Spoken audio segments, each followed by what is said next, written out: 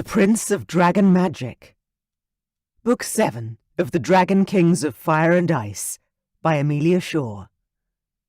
Narrated by Catherine Bilson. Chapter 1. Anthony. My biggest secret was kept by my mother and father. No one else knew. Not even my older brother, Karlak. I had magic. And the gift of sight. Just like my mother, Marianne, Queen of the Black Mountains. Mom always said that her gift created life and gave our kingdom, and those around us, many blessings. After all, it was because of her gift of sight that King Stavrock found Lucy, and years later their son Anselm found his mate, a human named Kayla. She was sweet, though not my type. I liked a woman with a little fire under her belt. Anselm, my best friend, had been ready to find his mate and had asked Mom for help.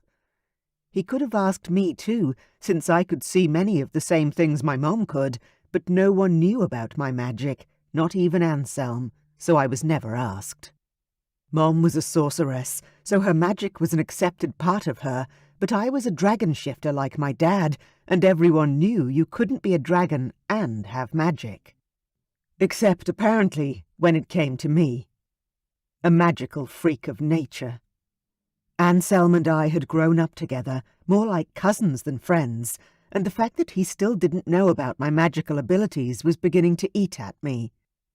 The discomfort of lying to my friend, or at least omitting part of the truth of who I was, had created a literal pain in my gut that wouldn't go away. I groaned as I reached over the dining table for the pitcher of water, pain tugging low in my belly. "Your gut's still giving you trouble?" Dad asked from the head of the table, where he was carving up his roast lamb pie with potatoes. My father had spent all of his childhood and teenage years with not enough to eat, so now that he was king, he made sure we all ate well, including our people who lived within the grounds of the castle. "Yeah," I said, putting a hand to my stomach as I poured a glass of water. Mom stared at me from her side of the table, her hands wrapped around her hot cup of tea. "What?" I asked, glaring back at her. "You know what I think it is." She took a sip of tea. "You need to stop lying to everyone, Anthony." I stared down at my empty plate. "No, I'm just hungry." I began piling food onto the porcelain. Potatoes and lamb and baked tomatoes. "Son," my dad said, "you're my heir, and I'm proud of you in every way. You're a good man. I don't know why you insist on hiding your magic from everyone other than the two of us." I wanted to roll my eyes at him, but had learned that would only get me a slap to the back of the head at best, and a magical detention in my room at worst. So I didn't. I may have been 26, but my parents were still my parents. "It's no one else's business." And it wasn't. I didn't want to be judged by everyone and labelled a freak. Or worse, have people I knew want to use me and my magic the way my mother had been used before my father rescued her from her monstrous first husband. Magic would not be considered a strength in our world for a dragon shifter. My gut clenched and pulled tight. I grabbed my fork and shoved food into my mouth. I was just hungry, I told myself. That was all it was. "Well, I'm off to visit Lucy and my granddaughters today," Mom said, standing up. "Would you like to join me, Anthony?" Karlak and his wife Jessa had twin daughters, born last year, and had spent the last month at Stavrock and Lucy's castle. I shook my head, part of me missing my brother, but the other part too jealous to consider visiting them right now. Karlak had been so happy since finding Jessa and becoming a husband and father, and of course I was pleased for him. But I did wonder if I'd ever find that level of joy. If I'd ever find my mate. I shook off the negative thoughts. I'd enjoyed the peace and quiet since they'd left, so I had to focus on the positives. "No, I have plans with Dad. Work in town." Dad nodded, and Mom sighed. "All right. I'll be home in a few days. But may I speak to you, Anthony? Alone, please." I glanced at my dad, who had just finished his last mouthful of food. He stood up with a smile. "Time for a shower. I'll meet you in the foyer in an hour." I nodded, and Mom went up to my dad and kissed him goodbye, their embrace too long for me to tolerate. I glanced toward the roaring fireplace instead of at them, trying not to flinch. I was an adult now, but still. Ew. "I'll see you soon, my love. Travel safe." Dad nodded and left the room. Mom turned to me, her eyes rippling with purple smoke, her magic clear for the world to see. I groaned, this time in annoyance. "What is it, Mom?"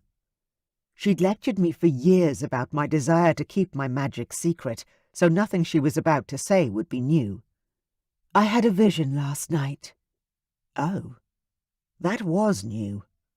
I sat up straighter, giving her my undivided attention. I might try and deny my own magic's existence, but I wasn't stupid enough to ignore my mother's visions. "What did you see?" It had to be about me, or she would have shared this vision with Dad, too. Mom chewed on her lip, worry clear in her eyes and in her aura. I dusted off my hands, even though they were clean, but it gave me something to focus on. I did not want to get into a weird push-pull of a discussion. "Mom, if you don't want to tell me, it's fine." I pushed my chair back and stood up to leave. "How much of your future have you looked at, Anthony?" I stepped away from the table and pushed my chair in. "You know I don't use my magic like you do, Mom." I'd never wanted her to teach me how to use my magic. I wanted to be a dragon shifter like my father, and I was. I didn't need magic, too. I was an aberration. The only shifter we knew to have inherited both skills of my parents. No one knew my secret because a sorcerer and a dragon shifter couldn't exist in the same body. Mom couldn't shift because she had magic. My dad had no magic because he was a shifter. It was wrong that I had both abilities. "I didn't ask for the vision," Mom assured me. "It came to me in a dream and stayed vivid on waking. I can't refuse the gift, Anthony. I have to offer it to you." She held out her hand, and I stared at her, long and hard. "I don't want it, Mom." I didn't want to know who my mate was. I didn't want to know the future. Life was complicated enough as it was, and I knew how much my mom had suffered for her gifts. That wasn't the life I wanted. "I know," she whispered. "But do you trust me?" The words hit me hard. Of course I do. I trusted my mother more than anyone in the world. She'd birthed me, fed me, and kept me safe through my childhood and teen years. She would move mountains, literally, for me, if I asked her to. There was no one more firmly in my corner than my mother. "Then take my hand," she whispered again, her arm shaking with the strain of holding it out. I didn't want to. God, I didn't want to. I could feel my magic rising up within me, reaching out for her and the power she wielded. I fell forward involuntarily and caught the edge of the table. I clutched the wood, not wanting to admit that I was afraid.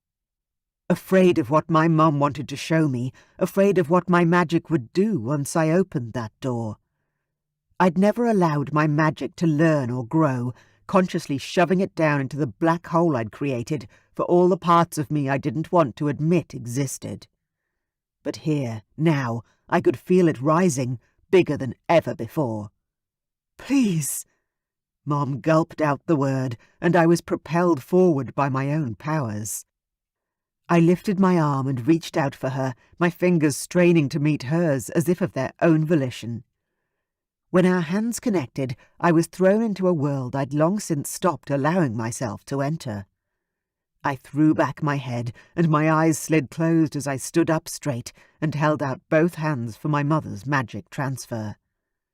There was my future, flashing before my eyes.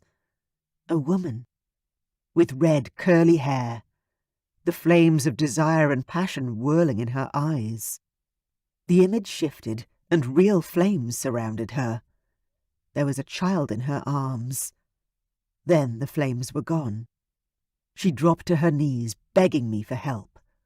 I stood over her, shaking my head. Despite the fact I couldn't hear any words, I knew what she wanted. She needed me, my magic, and I was refusing to give in to her pleas. I wouldn't use my magic to help her or anyone, not even my own child. I gasped and pulled my hands from my mother's grasp, not wanting to see any more. No, no, no. I repeated the word over and over, reeling back. No more. I panted, unable to catch my breath. My magic pulsed inside of me, and I couldn't push it down, no matter how hard I tried. Mom, what did you do? I didn't do anything.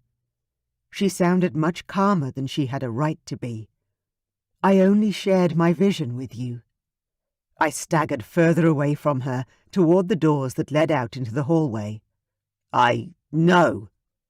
I needed to fly, to bring out my dragon shifter. He would push away my magic, burn it away. He always had before. Anthony, where are you going? Mom called out behind me, but I kept going, staggering down the hallway, dragging my left foot that for some reason didn't seem to want to work. Finally, I made it to the balcony doors, and there I stopped to strip off my clothes. I was in my working clothes, so my sweater and shirt, then jeans, soon hit the ground. Anthony! My mother's voice was getting closer now as she rushed after me. I didn't want to deal with her. Not now. I'd trusted her when she asked me to, and now I was verging on the edge of losing control. I grabbed for the door handle and pushed it open. The cold air of winter hit me in the face, and I stumbled out into the snow. The Black Mountains were cold, but nothing like the North Kingdom. The Winter Palace. With thoughts of heading to my friend Stavrock in my mind, I let my dragon shifter take over my quickly freezing body.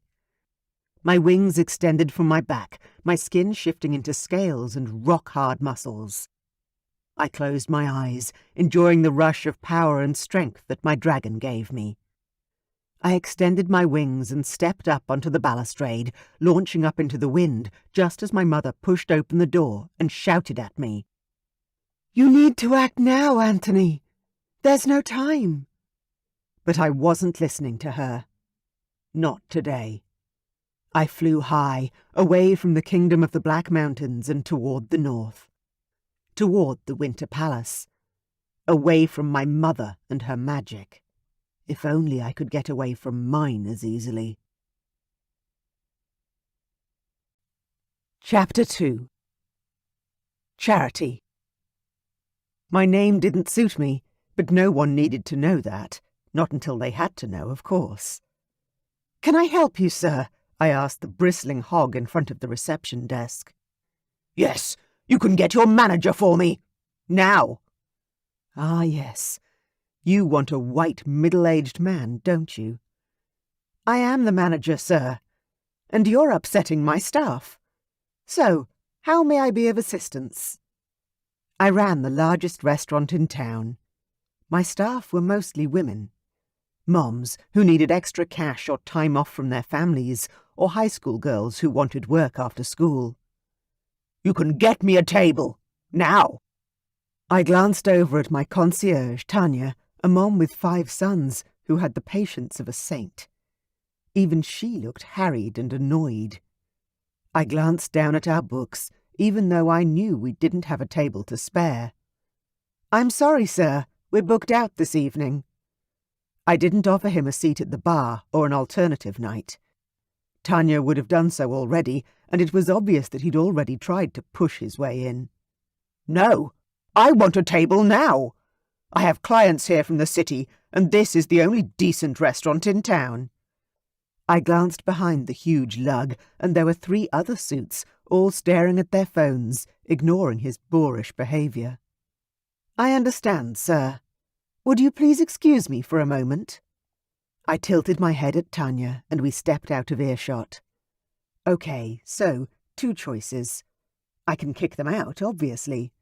Or we can offer them the private corporate room. Tanya snorted. "I offered him the private room, not that he deserved it, but he shut me down. Too expensive."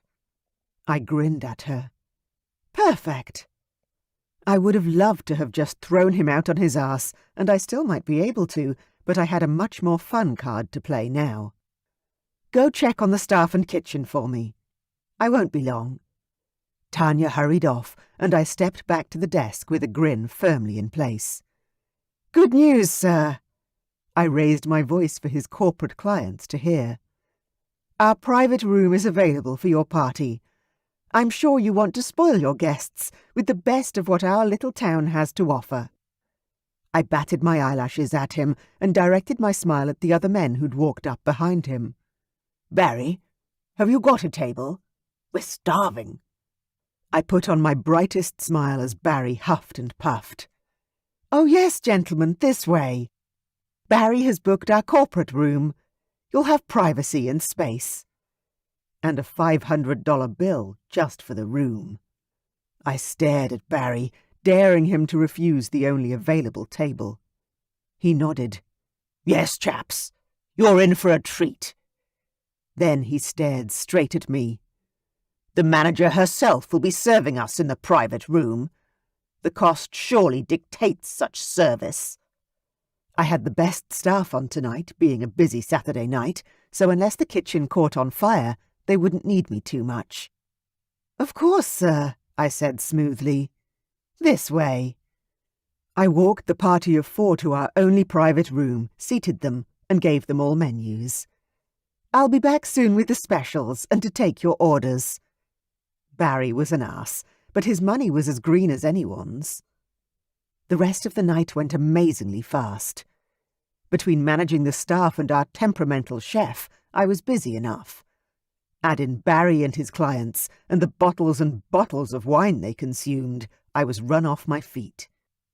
Barry picked up the bill with only a slightly grudging manner, and the men he dined with left me a nice tip. It was, all in all, a good night. "Thanks, everyone. You did great tonight." I waved off the staff and sat down to look at the reservations we had for the following evening. "Thanks for taking care of that guy for me, Charity," Tanya said, as she slung her handbag over her shoulder. "Oh, you know it's no problem," I answered with a smile. "I'm always there for you." It was the biggest payoff for me with this job. The staff were underpaid, but between good tips and a good working environment, I hoped I helped to make up for any negatives. The staff went home, then it was time to lock up. Part of me had expected retribution from Barry for tricking him into paying for a very expensive dinner, but he'd been so jolly by the end of the evening, he'd practically rolled out the front door. I locked up and stepped out into the cold night. My apartment was only a few doors down, luckily.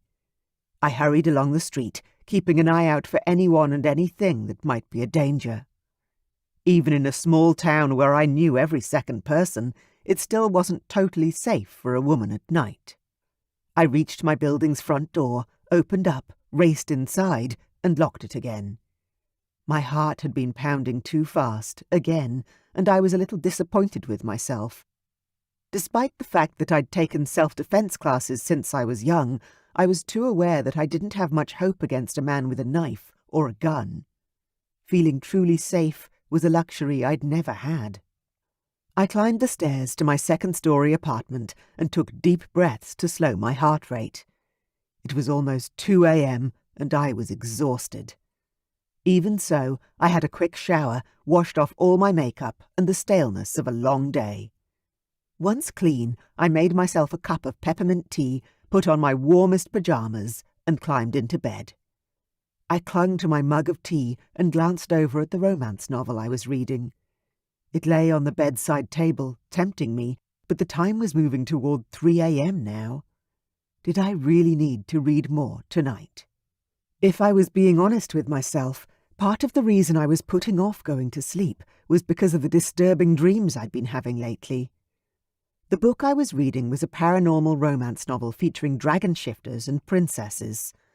And ever since I'd started reading, I hadn't been able to stop the erotic dreams.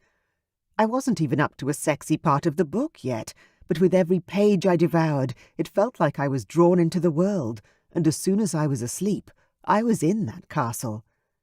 I became the princess in the storybook, being ravished by a sexy dragon prince. After an internal debate about the need for good quality sleep, I didn't reach for the book. Instead, I drank the rest of my tea, pulled up the warm blanket on the bed, and snuggled down beneath the covers. If I didn't read anything tonight, then surely I wouldn't wake in a hot sweat. It was sad that my dreams far surpassed anything I'd ever experienced in reality. I closed my eyes and relaxed into my fluffy pillow. I was as single as a dollar bill, and that wasn't changing any time soon. Perhaps I should start looking forward to these dreams. After all, I thought, as I began to drift off, they were probably the closest thing to romance I was ever going to experience. I covered my face with my hands, my forehead hot to the touch and slick with sweat. Not again! I squeezed my thighs tightly together, drawing out the after sensation as a beautiful lethargy stole over my body. Sleep beckoned. Deep and satisfied sleep this time. I rolled onto my back, truly exhausted now. Please let me sleep. And I did. I slept through until lunchtime the next day, my dreams still haunted by those beautiful blue eyes, with the purple mist circling within their depths. Chapter 3. Anthony. Flying to the North Kingdom could be dangerous for a dragon from a warmer climate. Damon and his family were ice dragons and were acclimated to the freezing weather. It was only the beginning of our true winter months, so the weather wasn't as bitterly cold as it would get in a few weeks. Still, I flew low to the ground, staying out of the snowy clouds, and went the most direct route to the castle. As soon as I landed, I shifted to human and stalked toward the balcony doors, the falling snow landing on my heated skin. I opened the door myself, no servants hanging about waiting for visitors. They probably didn't receive many uninvited or unannounced guests. And I hadn't told the family I was coming. As soon as I was inside, a maid saw me and fluttered her hands in shock. "Oh, sire, I'm sorry there was no one to greet you. Was the king expecting you?" I shook the snow out of my hair and pulled the door closed. The castle wasn't as warm as my father's castle, but it was clean and well furnished, and definitely warmer than the cold air outside. No, this was an unplanned trip. She set aside her broom and nodded. "Let me fetch you a robe and I'll send for someone." She meant someone from the royal family, so I smiled my thanks as she rushed off to find me some clothes. "Anthony?" I turned to find Cassandra, the queen, walking toward me with a curious stare. "What are you doing here?" Cass was still beautiful, her long blonde hair streaked with silver. "Hi, Aunt Cass," I said, greeting her with a kiss to her cheek. "I had a fight with Mom and started flying. I hope I'm not interrupting anything." I wasn't entirely sure why I'd flown here, hadn't even considered going another way. Another sign my magic and intuition were growing. I pushed that thought out of my head. "Of course not," Cass said, though her characteristic smile wavered. "It's just, we're having a few issues with Veronica." I grinned and would have laughed, except for the fact that Cass clearly wasn't amused. "What?" I said, when she quirked an annoyed eyebrow at me. "You all call her the Dragon Daughter. She's always been strong-willed. How old is she now? 18? She was the youngest of our generation. Anselm was the eldest at 30. Cass nodded and brushed her hair back off her face. Yes, and she thinks she knows everything.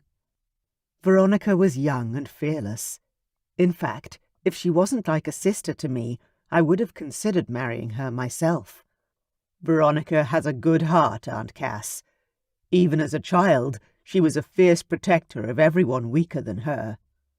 Cass actually smiled this time. She protects everyone, not just those weaker than her. I gently touched her on the arm. She'll be okay. Cass huffed and shook herself. How can I help you, Anthony? The servant rushed over with a robe and I slipped into it.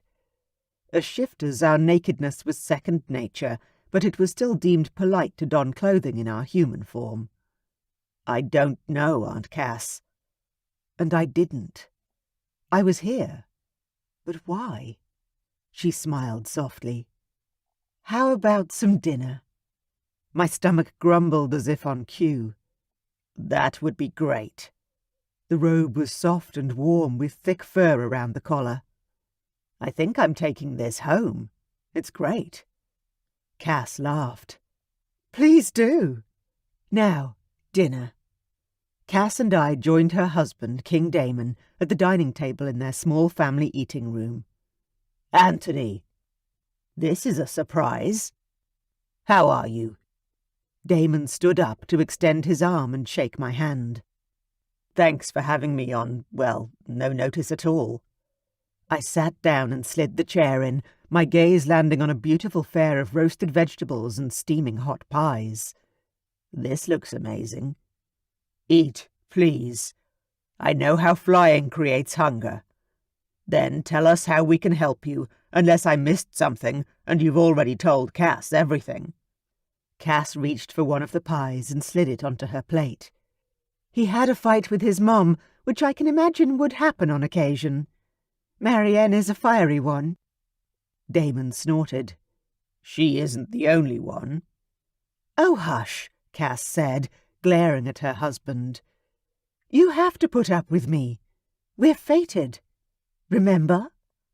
Like I could forget, Damon said, reaching for his wife's hand and lifting it to his lips to kiss her knuckles. It wasn't quite as bad as watching my parents kiss and touch each other, but it was close.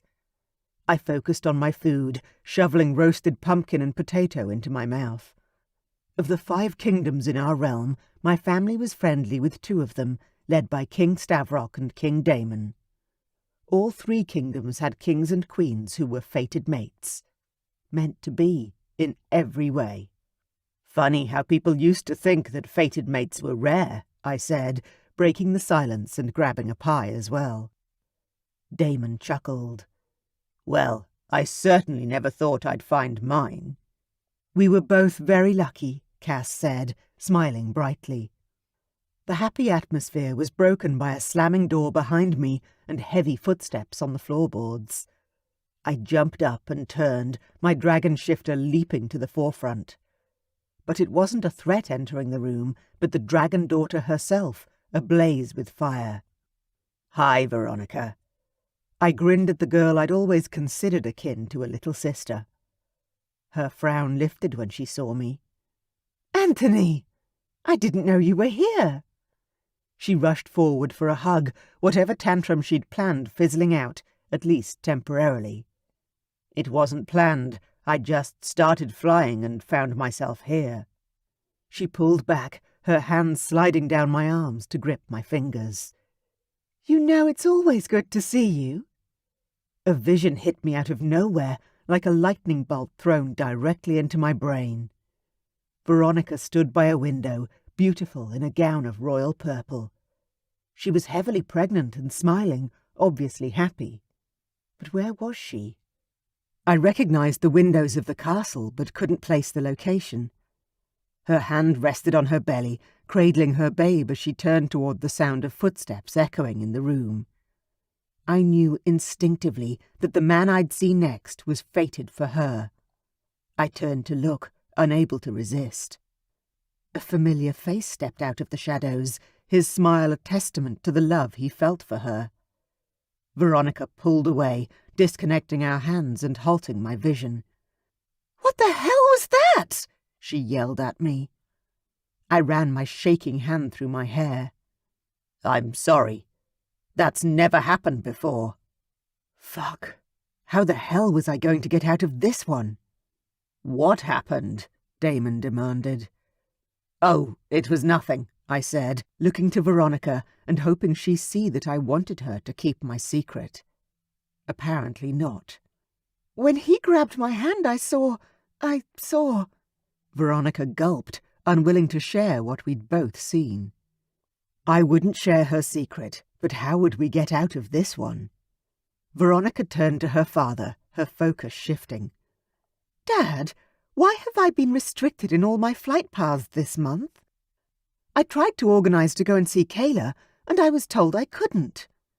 Damon glanced across at his wife, then went into a fight with his daughter about her safety, and her responsibilities, and her age.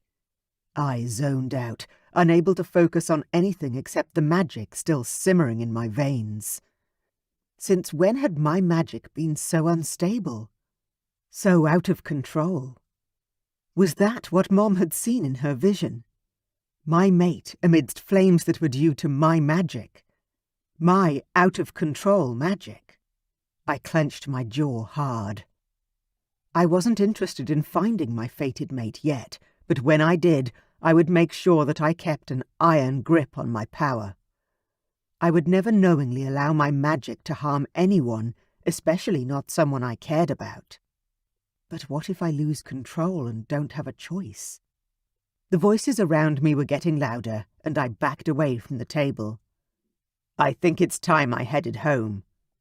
The 3 fighting dragon shifters turned to face me. "I'll walk you out."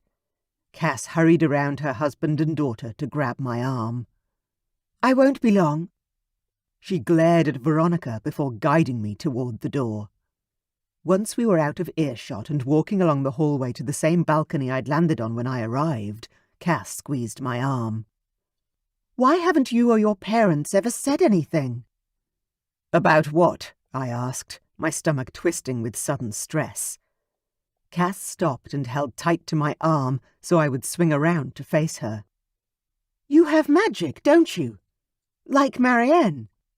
"Magic? Me? No, of course not."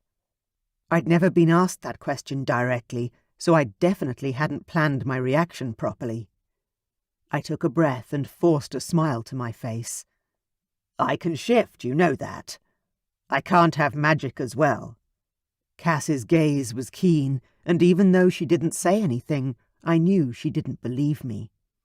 She nodded. "That's true. So how did you just show my daughter a vision? And although I'm tempted to ask what it contained, I know what you shared with her is personal. So I'll somehow refrain, for the moment." I opened my mouth to rebut what was clearly the truth, and Cass raised an eyebrow as though daring me to lie. I slammed my mouth shut and didn't say anything. The last thing I wanted was to be a liar, though I was tempted. The Queen lifted her hand and I kissed her knuckles as a show of respect. "Thank you for visiting us, Anthony. Fly safe." She was dismissing me instead of grilling me further, and I appreciated the reprieve more than I could say. "Thank you, Aunt Cass." She nodded and turned and walked away. I watched her go, too many conflicting thoughts in my head. Should I call out and try to reassure her that she hadn't seen what she thought she had? Or would that just compound my weak attempt at denying the vision? I shook my head and hurried to the balcony door, throwing off the robe as I went. Despite my joking comment about taking it with me, I would never take anything from anyone. I stepped out into the freezing weather, my magic instantly warming me with a buzz all over my skin. Damn it. I hadn't even conjured it that time. Why was my power suddenly stepping out on its own? As uncomfortable as it might be, I had to talk to my mom. I closed my eyes and let my dragon shifter take over my body once more. It was time to go home and find out how to turn off this other side of me, this unwanted, flawed side, once and for all. Chapter 4. Anthony. When I arrived home, my mother was waiting for me just inside the doors to the balcony landing area with a warm robe and slippers. Our castle was well made, and my father had ensured it was well kept. However, it was mostly stone and freezing to the touch in places, so the slippers were a welcome greeting. "We have to talk," she said, as I slid my arms into the robe and tied it around my waist. "We certainly do," I agreed. "How do I get rid of my magic forever?" She gaped at me. "What?" "I don't want it," I declared. "I never have. And it's getting stronger. I can't control it as I once did." "You're not meant to control it," Mom said, stepping closer. Her voice was a little short. "You're meant to embrace it. Be grateful for it. The way I am, every day." I rolled my eyes at her. "Grateful? You know I'm not meant to have the ability to shift and magic as well. One or the other, not both. It makes no sense. I'm a dragon shifter." "You want to embrace your father's side of your bloodline, but not mine." The hurt in her voice stabbed through me. "That's not what I meant. Not at all. It's just no one else has both. It's not right. I'm a freak, Mom." "You're not a freak," Mom corrected in her harshest tone. "You're a miracle. I would have loved to be able to shift, to soar on the air." "Well, you can have it," I said. "Obviously it's possible, even though you didn't think so before." My mother put her hand to her forehead, pressing her fingers into her flesh, as though she needed to stop the headache. "No, Anthony, you don't understand. It's your inability to accept your magic that causes the... Oh!" She froze, her eyes flashing with purple as her magic took over her body. Her trembling made me flinch, and I couldn't stop myself from gripping her arms. I didn't like sharing my mother's visions, but her magic called to mine, as did my need to help her. "Mom, The vision hit me with the weight of a tree trunk. My mate was walking along the road. Someone was stalking her. She was hit from behind and she fell. He was on her. My mate was screaming. Horrible, blood-curdling screams of pain. He was hurting her, making her. I pulled away, managing to disengage from my mother's magic, my soul recoiling with rage as my dragon rose up within my heart. "Where is she?" I growled, my shifter barely contained. "She's..." Mom wrapped her arms around her body, shuddering. My worry rose, almost swamping me with its intensity. "She's at work. I can show you." She held out her hand, and this time I grabbed it without a second thought. Flashes came at me. Main Street. Number 245. A big red brick building. A restaurant. Then a grey 2-story smaller building. Blood. So much blood. I let go of my mum, scales already covering some of my skin. My teeth had shifted in my mouth and I couldn't talk. Mom rushed to the balcony door and pulled it open, standing back to give me room. "Go! Go! Before it's too late to save her." Too late? I rushed for the door, barely squeezing through as my dragon body took over my smaller human one. I leaped over the railing, dropping like a stone before completing my shift mid-flight. I spread my wings and flew across the ground, flapping my wings to get up and over the small houses of our township. The higher I flew, the more my gaze narrowed in on the Vale. The airspace I'd only flown through once, a long time ago. The gateway to the human world.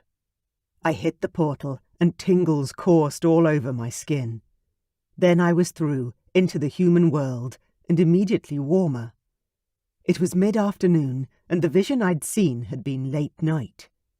Had it happened yet, or was it something that was yet to occur?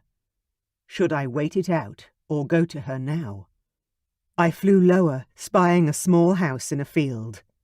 A memory swam into my mind about that house, about the family who lived there and helped the dragons who crossed the veil.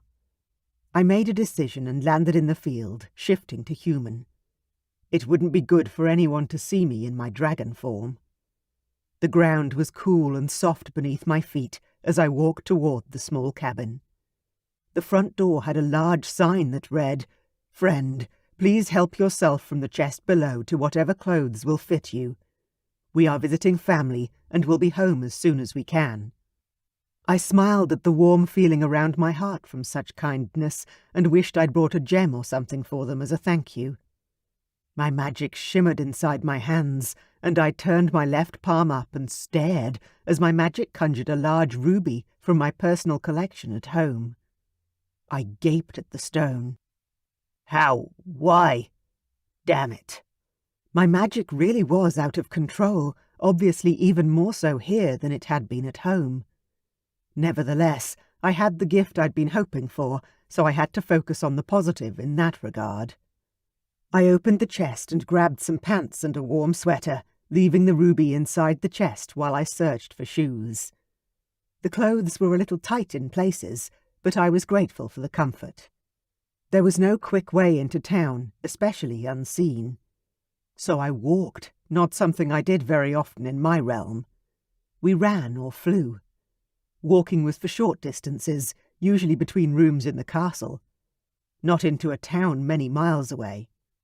By the time I arrived at the edges of town where houses with large yards sported children and pets galore, the sun was setting. A woman saw me and smiled in greeting, though she was obviously hesitant about me, and grabbed her child to her side. "Hello," I said, not stepping closer but waving instead. "I'm looking for a place to eat dinner. A restaurant, perhaps. Could you point me in the right direction?" She nodded and walked closer to the edge of her fence. "Yes, I can do that. Main Street has all of our food places. There's a bakery and a diner, and a fancier restaurant if that's what you're looking for." "And how do I get there?" She pointed. "That way, 2 blocks over. You can't miss it." I nodded and turned to smile at the small girl clinging to the woman's legs. "Much appreciated." My heart began to pound as I ambled along the street in the direction of Main Street. It was beginning to dawn on me that I was about to meet my fated mate. What would I even do once I met her? Would she recognize me as I did her? Would I be able to leave her once she was safe? So many questions, and none of them with immediate answers. My older brother had found his mate before he was 21 and pursued her with a determination I'd never seen him display before that time or since. Would I be the same? Was I ready for the woman who would be my perfect other half, the mother of my children? I groaned as indecision flooded me. Then a voice in my head whispered, "Trust." I sighed. Yes, trust the process. Trust the universe. Trust fate. If now was my time, who was I to question? Main Street was not large, but it did indeed have a choice of many shops, including clothing, baby items, and food choices. I walked along the street, forcing myself to stay calm, even though my heart banged in my chest like a bongo drum. Soon, very soon, I would see her. Then what would I do? Would I be able to control my dragon? Or fail, as so many kings and princes had done before me? My hands tightened into fists. The stories of dragon shifter kings turning into uncontrollable beasts at the mere sight of their mate had taunted me since I was a child. Some thought it was romantic, weirdly. I found it disturbing. I'd never had a problem controlling my dragon, or my magic, though one of those had become quite difficult recently. A chill stole down my spine, and I stopped. Something was familiar here. I lifted my gaze and turned to stare across the road. There it was, the restaurant I'd seen in my vision, with its glowing sign and vibrant, warm lights coming from within. My stomach grumbled in hunger, but I had neither money nor the patience to sit with my mate in arm's reach and not say or do anything. Instead, I found stairs up to a roof terrace opposite the restaurant, and there I rested while I waited for Mom's vision to come true. Chapter 5. Charity. It had been a ridiculously busy night for a Sunday. The last thing I needed was another run-in with Barry from last night, but what was another bully to deal with? I'd been handling them my whole life. I locked up, grateful for the earlier-than-normal finishing time. Sundays we closed at 10, so I'd be home and in bed before midnight. Thank goodness. I was freaking exhausted. Mom kept telling me I needed to slow down, but who was I going to defer to? There was no backup manager. There was me and my amazing staff, and the owners who lived hours away in the city and didn't give two hoots if I worked myself into the ground for their bottom line. I slid my keys into my bag and turned in the direction of my apartment. Mom had dropped off some soup today, so that would be supper when I got home. Something warm and filling on this cold night. I pulled my coat tighter around my body as the wind whipped around me. "Hey, you! I want to talk to you!" A male voice slurred the words behind me. I jumped and whirled around as a heavy hand grabbed my shoulder. When I saw who it was, my heart began to pound. "Barry, what are you doing here?" He looked drunk and mean. His hands were clenched at his sides, and his face was slashed with redness. I had pepper spray in my bag, and home was only 100 feet away. How quickly could I get my keys out of my bag if it came to a fight? "You," he growled. "You made me look a fool. And cost me a fortune." I opened my mouth to reply, scrabbling in my bag for the pepper spray, but he swung his arm so fast I didn't even see it coming. His fist collided with the side of my face, and I fell backwards. Crack! My head hit the concrete, and my vision went black as pain swamped my body. I gasped out, blinking, trying to see. Panic hit. I put my hand up to my head, and wetness met my fingers. Was it raining, or was I bleeding? "You fucking bitch!" Barry snarled, grabbing my foot and dragging me along the sidewalk. "Ow, Barry! Stop!" I tried to sit up, but each tug cracked my head back once more. My vision seemed to be returning, but I was shaking now, adrenaline zinging along my veins. I kicked out at him but couldn't budge his grip on my leg. He dragged me into the narrow alley next to the restaurant. Dirt ground into my back, and darkness intensified due to the buildings crowding above my head. "You owe me!" He shook my leg before releasing me, then threw his jacket to the ground. Holy shit. No. "I've got cash at my apartment," I gasped out. "I'll pay you back, and no one has to know." I had to keep him talking. I had to fight. He already had me at a disadvantage, but maybe I could talk him around. His foot slammed into my belly, and I screamed as pain swallowed me up. All the air left my body in an agonized hiss. I curled up and rolled onto my side, panting for breath. My head was spinning, and I'd long stopped panicking. My thoughts had slowed due to pain and shock, and I couldn't formulate a plan of how to get away. How was I going to survive this? Barry's heavy body landed on top of me, and I cried out, pushing at him to try and get him off me. He pinned my flailing arms down with embarrassing ease and rolled me onto my back, making more pain splinter inside my head.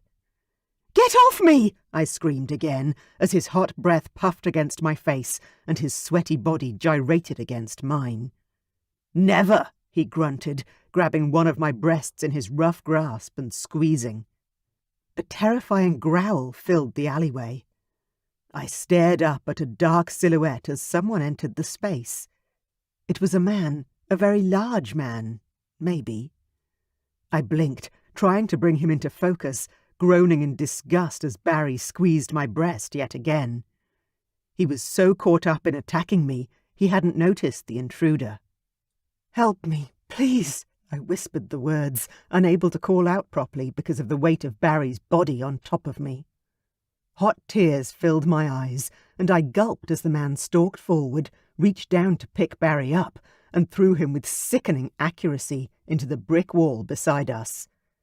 Barry dropped like a bag of shit, unconscious.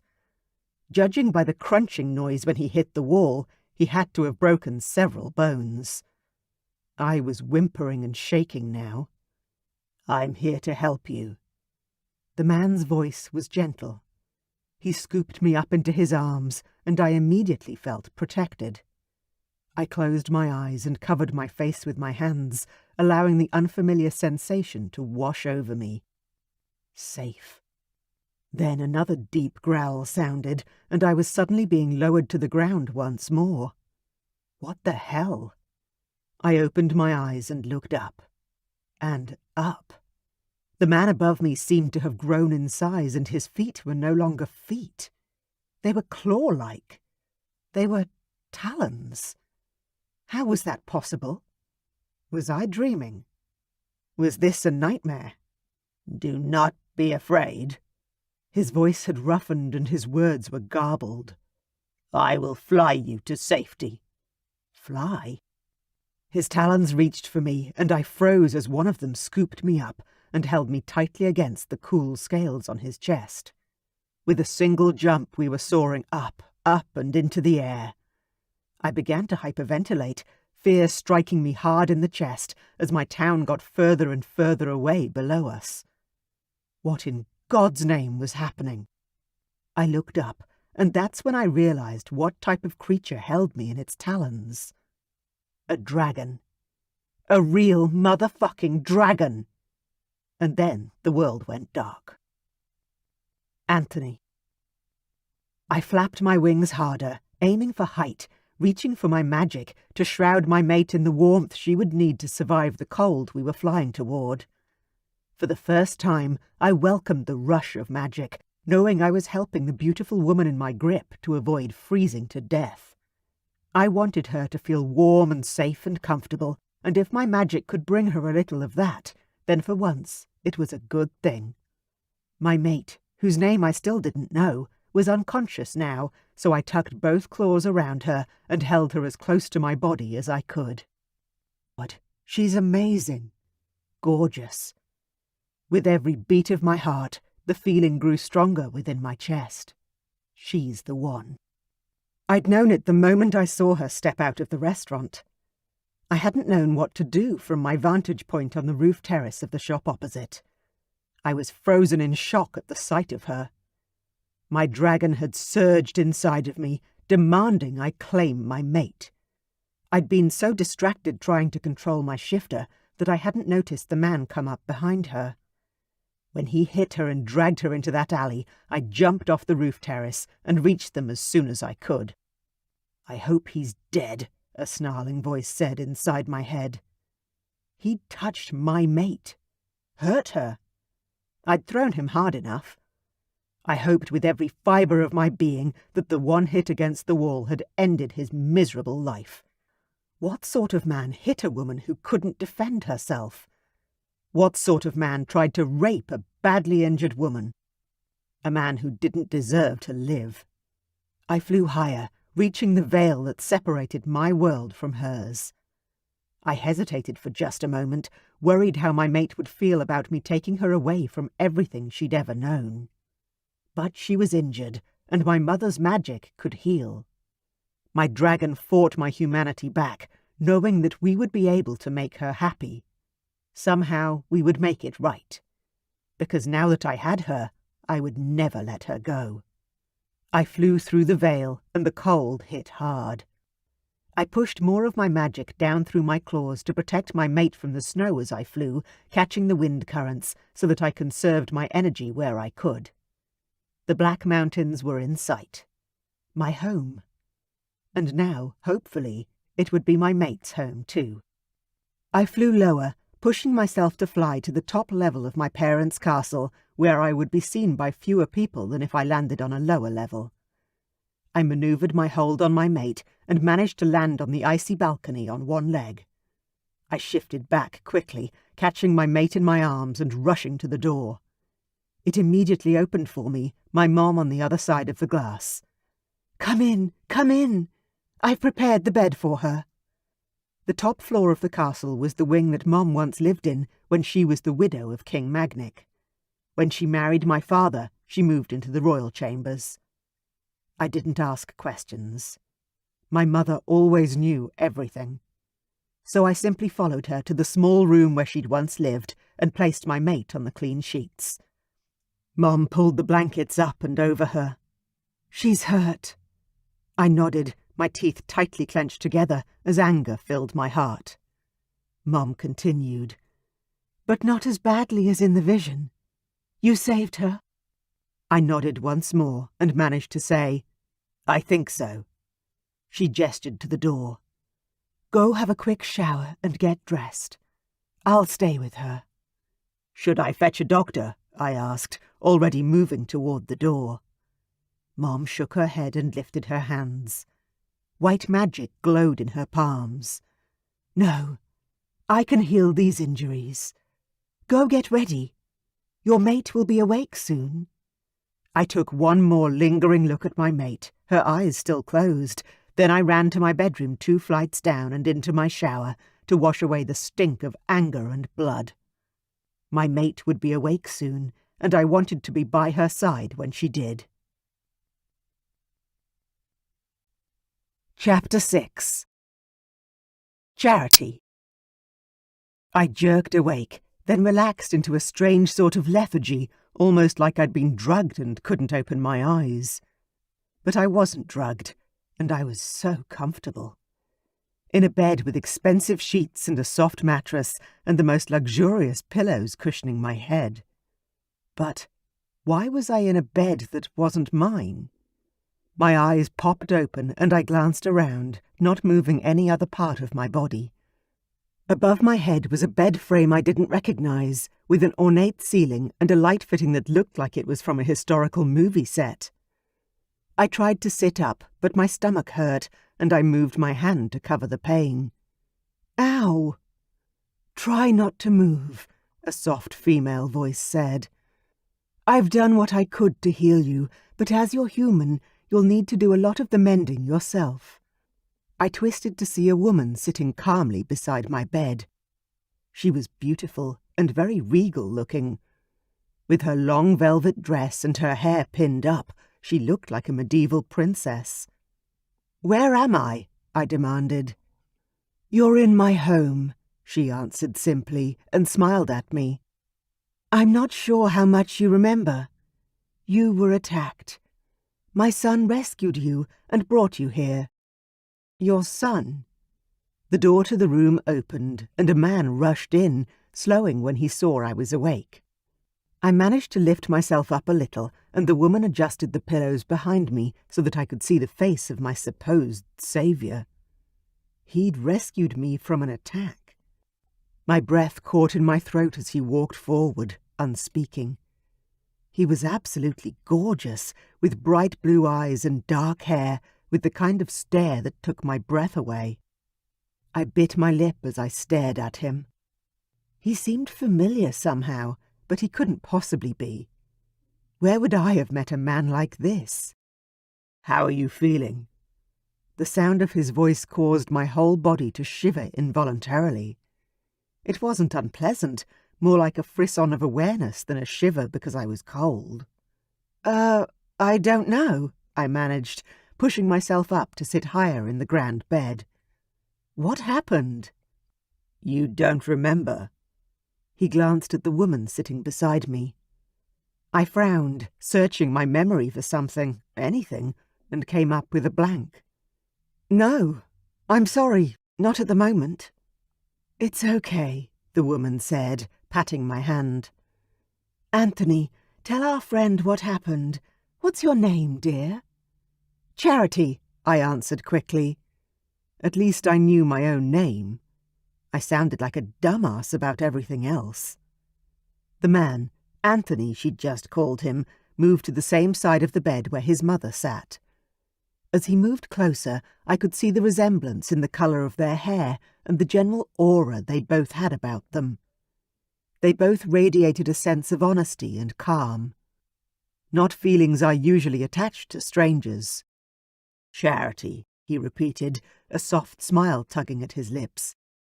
An answering tug inside my belly surprised me, but I pushed it away and down. That wasn't the way to respond, just because this guy had obviously saved me from some sort of trauma. "I happened to see you leave your restaurant last night. A man hit you and dragged you into the alleyway beside the restaurant. I fought him off and carried you home. Here. You were injured, but not badly. We hope." I covered my mouth with my hand as memories began to flood back. I gasped loudly. "Barry! That asshole!" Weird flashes cast images into my mind. Of Barry punching me, kicking me, then a strange, shadowy man saving me. There was more, but my brain hurt to even think now. I groaned. "Damn, I have a headache." "You hit your head pretty hard," the sexy guy said. "I'm sorry I didn't get there sooner. "Oh no, you saved me from a lot worse, I'm sure." Barry wouldn't have settled on just hitting me once or twice.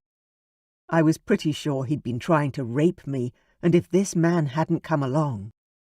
I swallowed hard and blinked away the tears that swam in my vision. "Thank you." He inclined his head, spearing me with a strangely intent look. "You're welcome." There was a flash of something behind his eyes. Purple on the blue. Something all too familiar. My heart lurched. It couldn't be. Oh my God! I closed my eyes as my body responded the same way it did in my dreams, with longing and tight nipples and curls of desire between my thighs. "What's wrong?" I could sense him step closer. He smelled divine, and I wanted to turn my head away so I didn't embarrass myself, but I couldn't move. He was too near, too perfect. I gulped and forced my eyes open. Be normal. Be normal. "Nothing. Everything's okay. Sorry about that." This was the man I'd been dreaming about for weeks. He stole every sleeping moment and turned it into an erotic feast for my senses. My face turned into a red, hot mess, courtesy of the blush that stole across my cheeks.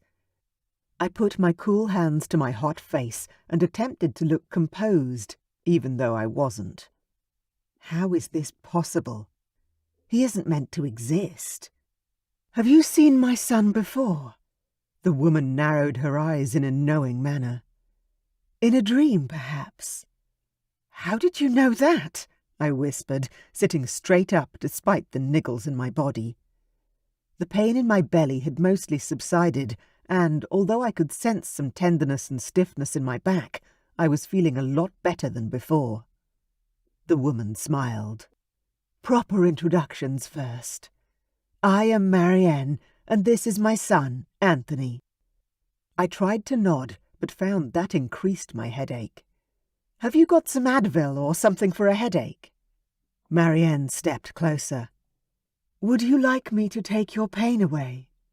"How would you do that?" I asked, suspicion etched into my tone. She laughed a little. "Just with my hands. I am a healer of sorts." "Oh, like an energy healer?" I knew of some woo-woo style practitioners who could lay their hands on people and practically heal them through energy exchanges. Not that I totally bought into that sort of thing, but at this point in time, I was happy to try anything. "Yes, just lay back." I did as she said, though an unease settled into my stomach. Marianne pressed her fingers to my temples, then stroked my forehead gently. I tried not to sigh, but her gentle touch was nice, soothing to the pain. "How's that?" she asked after a minute or so, taking her hands away. Any better? I opened my eyes, unaware of when I'd closed them. The pain was gone, and my head felt clearer than it had in a long time. I sat up once more. Oh my God, you're amazing! I grinned up at the woman and her gorgeous son, trying not to let my embarrassment take hold once more. This couldn't be the man from my dreams, surely. Just because his eyes were blue-purple and his face looked oh so familiar. No, it's impossible. Now, about that dream, Marianne said. Mom, stop it. Anthony gave his mum a push in the side that didn't move her, so I had to assume it was playful. Marianne grinned again. Secrets always come out in the end, just so both of you know that. She began walking toward the door. It's late, so I'm going to bed. My husband will be wondering where I am. Anthony snorted. Dad will be snoring his head off. She smiled softly again. Fine, I'm exhausted. I'm old. Let me get some sleep. She waved at me just before she pulled the door shut. Nice to have you staying with us, Charity. Oh, nice of you to have me, I responded as she shut the door, leaving me alone with Mr. Sexy-ass Dream Guy himself. I glanced around the room. Where exactly am I? Why hadn't he taken me to a hospital or the police or something? And what happened to Barry? Did you call the police? Anthony walked around the bed so he was standing at the foot of my bed and we could look at each other easier, with a little breathing room. Don't you want to get some sleep? It's after 1 a.m. I narrowed my eyes at him. Why aren't you answering my questions?